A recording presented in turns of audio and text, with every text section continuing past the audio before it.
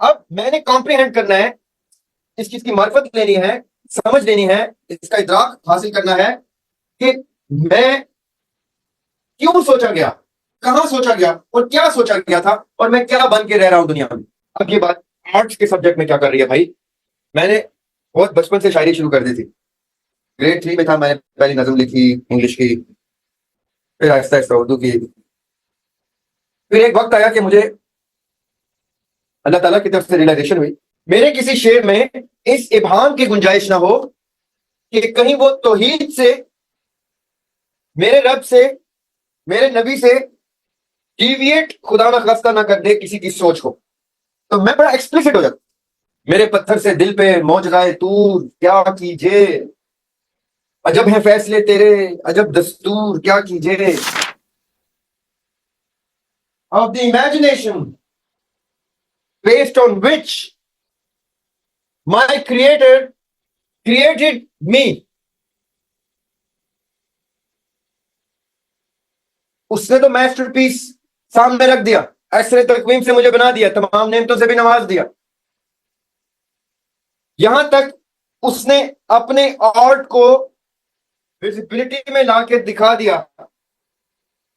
अब मैंने कॉम्प्रिहेंड करना है, इस चीज की मार्फत लेनी है, समझ लेनी है, इसका इदराक हासिल करना है कि मैं क्यों सोचा गया, कहां सोचा गया और क्या सोचा गया था और मैं क्या बन के रह रहा हूं दुनिया में। अब ये बात आर्ट्स के सब्जेक्ट में क्या कर रही है भाई। आर्ट के सब्जेक्ट में ये बात कर रही है कि intent of the Lord is written in the book. क्या ही खूबसूरत बात है, गौर करना। अल्लाह ताला ने प्रैक्टिकली आर्ट को इमेजिनेशन से विजिबिलिटी तक लाके अपने इंटेंट किताब में लिख के हमारे हवाले कर दी कि मैंने तुमसे अपनी आर्ट की इंटेंट भी नहीं छुपाई।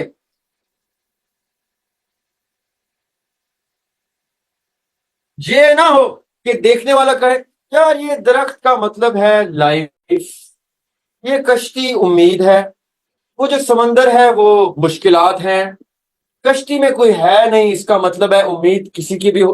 What ever you can imagine, because it's ambiguous. इबाम है, उसमें रूम है, जो मर्जी सोचे उस पेंटिंग को देख। अल्लाह ताला कहते हैं मेरे आर्ट को देख के जो मर्जी मत सोचना, मैंने तो ये तक बताया कि ये फल मैंने क्यों लगाए हैं, खाओ तुम्हारे खाने के लिए। ये फूल मैंने किस लिए लगाए हैं, तुम्हारी आंखों की तस्कीन के लिए। ये जानवर कौन से हैं, इसमें चौपाए क्या करने हैं तुमने, कौन कौन से चौपाए खा सकते हो, कौन सो को सवारी बनाना है। He is so clear. उसके आर्ट में शक की गुंजाइश खत्म।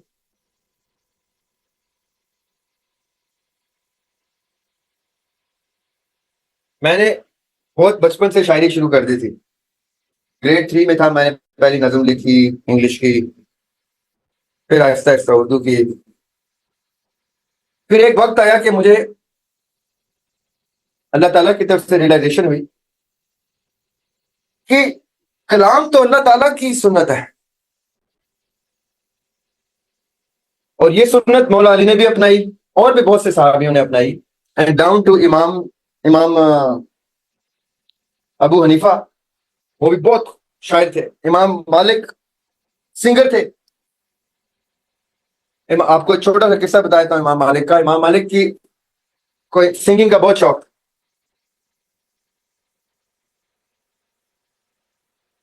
तो तो उनकी अम्मी कहती हैं बेटे तेरी तेरी शक्ल ऐसी नहीं है कि तू अच्छा मशहूर सिंगर बन सके। गाने गाते थे घर पे, बाहर बैठे चौक में बैठे गाने गा। उनकी अम्मी कहती हैं छोड़ दे ये काम, इसके लिए अच्छी शक्ल चाहिए। So he quit singing because of that. my face is not of a rock star or whatever, and so he went towards दरसो तदरीस। बड़े फाइन आदमी थे इमाम मालिक, मैंने पहले भी एक दफा जिक्र किया था। कमरे में आते थे, कहते शेख आ रहा है, कुर्सी हटाओ, साइड पे करो। हारून रशीद को खलीफा वक्त तो गए थे, शेख आ गया, कुर्सी साइड पे करो। शेख शेख होता है, तो खलीफा की कोई औकात नहीं होती शेख के साथ। बड़े मजे के आदमी। एनीवे, तो मैंने एक सर्टेन एज में अल्लाह ताला ने मुझे कहा कि मुझे साइन दिया कि यार ये सुखन, ये कलाम तो बहुत मोतबर चीज।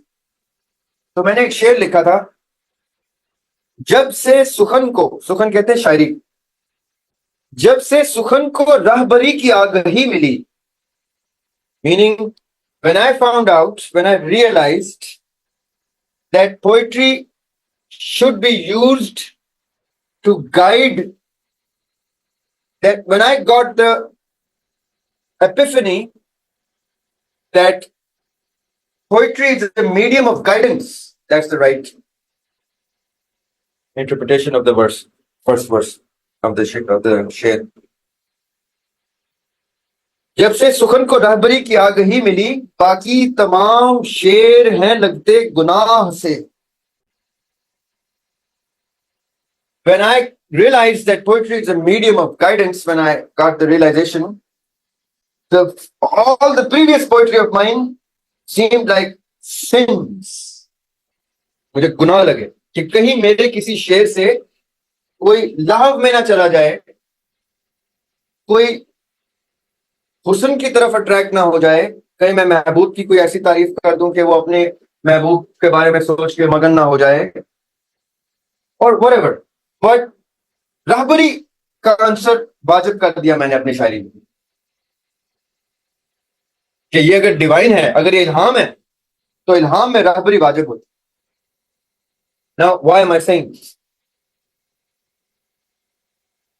जब अल्लाह ताला अपनी क्रिएशन को, चाहे वो कोई भी क्रिएशन, अल्लाह ताला ने कुरान में अपने बहुत सारी क्रिएशंस को एक्सप्लेन किया, सिर्फ इंसान को नहीं, जिन्नों को भी किया है, फरिश्तों को भी किया है, चरिंद परिंद, लैंडस्केप, बहुत कुछ। वो अपनी तख्लीक और अपनी मखलूक दोनों का जब जिक्र करते हैं तो साथ साथ अपने इंटेंट का जिक्र करते हैं। वो कहते हैं कि और हमने कुरान आसान जबान में नाजिल कर दिया ताकि तुम इसको पढ़ो और इससे गाइडेंस।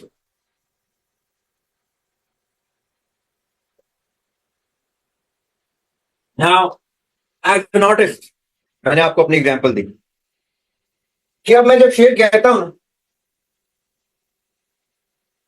तो मुझे डर लगता है कि मेरे किसी शेर में इस इब्हाम की गुंजाइश ना हो।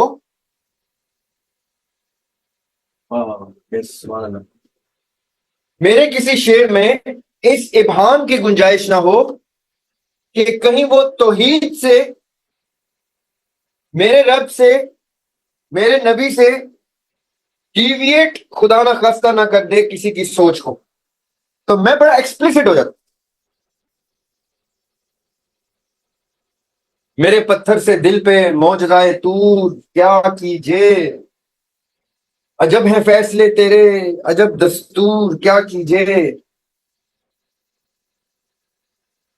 मुखातिब मुखातिब आपसे होकर मुकाबिल आईने के हूं। I am standing before the mirror but I am talking to you. मुखातिब आपसे होकर मुकाबिल आईने के हूं, नहीं कटता कोई दिन आपसे अब दूर क्या कीजिए। I don't want any sort of ambiguity left in my art so that my intent, a reader can read and say there is intent, no ambiguity in his intent.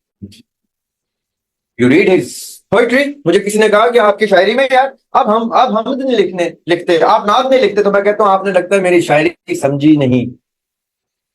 मेरी तो शायरी हम दो नात है।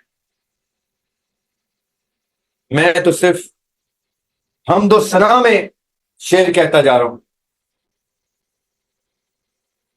या अपनी मार्फत में, या अपने रब की मार्फत में, या रब के महबूब की मार्फत में, या महबूब के महबूब घराने की मार्फत में। मेरे ये 3-4 टॉपिक्स, और ये सब कुछ उसी महबूब की उम्मत के लिए, पूरे कायनात के लिए, कि जो पढ़े वो इन 3-4 डायरेक्शन से अलावा ना जाएगी। अब आपने आर्ट करना है, किसी ने, आपके बच्चे ने पेंटिंग बनानी है, तो सबसे पहले आपने उसको क्या कहना है बच्चे को? What are you drawing my son? तो वो कहेगा, पापा और मामा, I am trying to draw a tree, और my friend, or whatever your son may want to draw. You say to the son, "Bete, draw whatever, but what you imagine is what should be visible."